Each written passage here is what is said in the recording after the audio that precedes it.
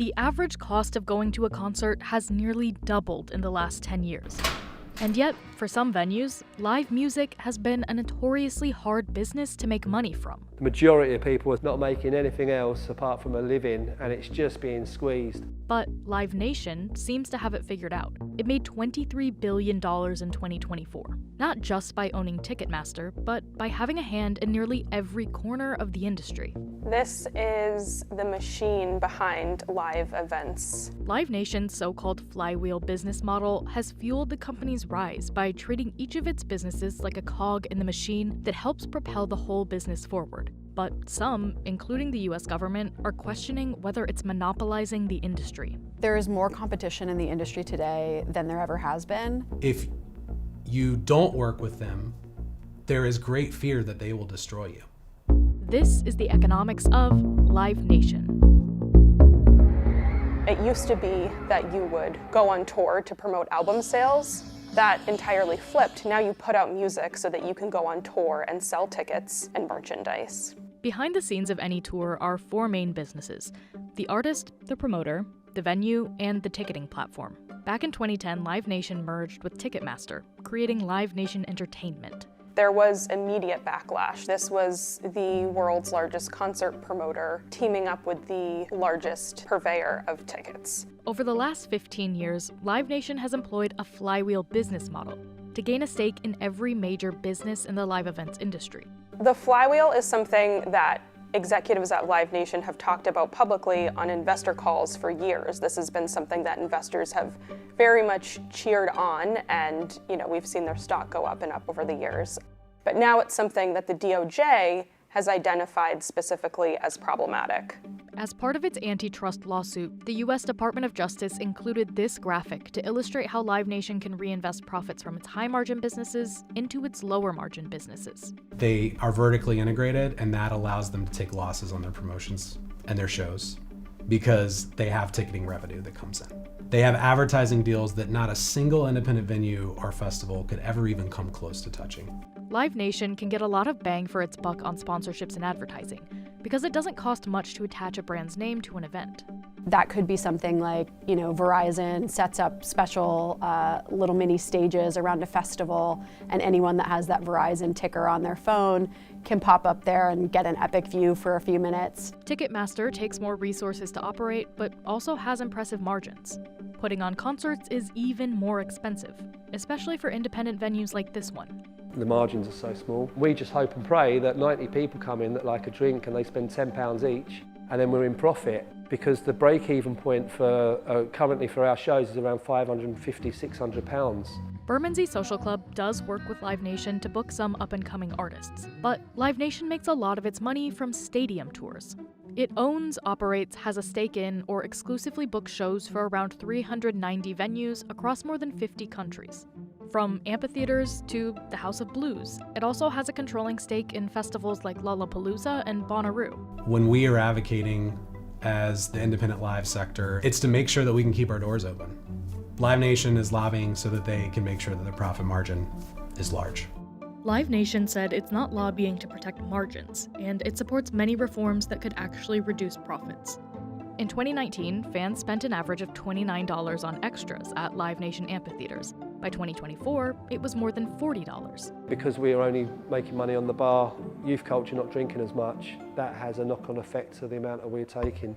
Part of Live Nation's strategy has been to invest in ancillary businesses, like Liquid Death, CVT Soft Serve, and Everything Legendary. If you go to the Securities and Exchange Commission website and you look up Live Nation, there's an 11-page document that lists more than 425 subsidiary companies or organizations of Live Nation. These are just more spokes of the flywheel. It's getting its tentacles into every piece of the live events business. In the case of Liquid Death, this is a company that they not only invested in, but then were able to make the exclusive water provider at many of its venues. Live Nation is able to increase its profit margins on concerts by also selling things like VIP ticket packages, parking, phone chargers, and more. You think about when you would go to shows and you get a kind of warm beer and be standing on a sticky floor. There's a long way to go to kind of give an elevated experience for the fans that want it.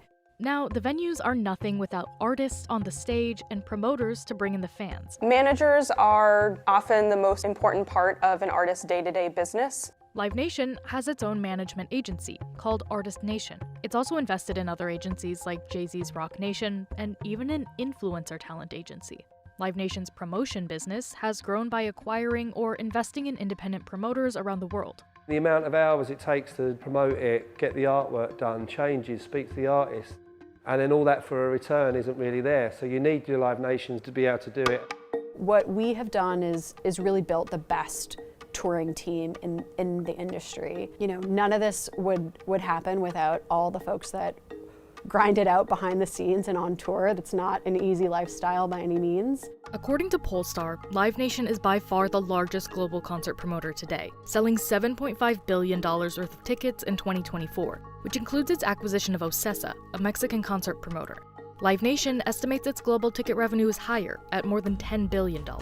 Because Live Nation has this Ticketmaster unit, which is essentially a cash cow, they are able to offer a lot of money to artists to buy out their entire tour. What they can do is route a tour through buildings that Ticketmaster has exclusive ticketing contracts with.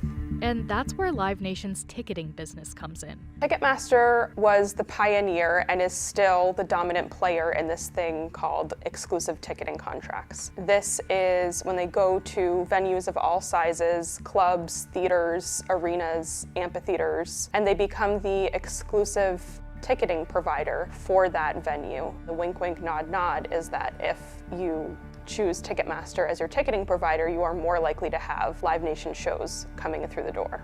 Live Nation said artists and their team decide where to play based on what's best for their fans and their shows. Ticketing revenue for Live Nation has more than doubled since the merger in 2010.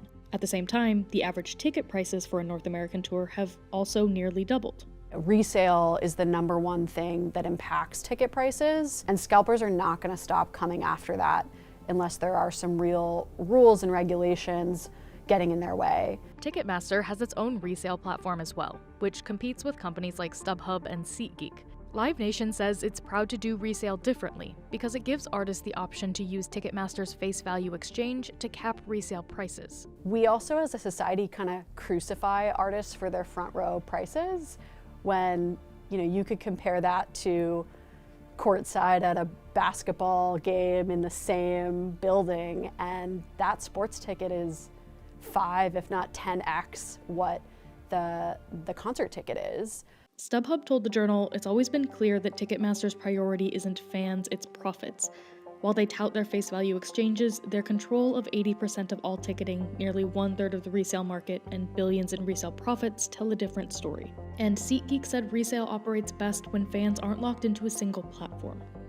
It is not a simple task to track $1 of spending on a concert ticket. But Anne did just that. It really shows Live Nation's versatility in creating deals that not only work for the artist, but really benefit Live Nation and squeeze the maximum benefit from any corner of the industry. This is how Live Nation breaks down the cost of a hypothetical concert ticket. Of course, they own the ticket company, but they might also own the promoter, the venue, and could even manage the artist. I think it's important to say that every dollar that an artist gets from us or from Live Nation, they absolutely deserve. But there is a really, really important thing to remember, which is if those artists ultimately choose Live Nation all the time and don't choose us, there's not going to be a place for artists to go other than an arena or a Live Nation venue or a corporate venue that's owned by a multinational conglomerate, because we won't be here. I mean, if someone comes along to me in 5 years' time when I've had enough of it after 15 years and goes, here's a big bag of carrots, do you want it? Then there might be a different scenario, but for now I'm always going to be independent. The flywheel business model helped fuel Live Nation's rise to become the most powerful company in live entertainment. Now, with the DOJ lawsuit underway, could it become its downfall? Everything that they claim to have an issue with, like, there's not really anything in that we're precious about protecting. There's a lot of stuff they claim we do that we don't.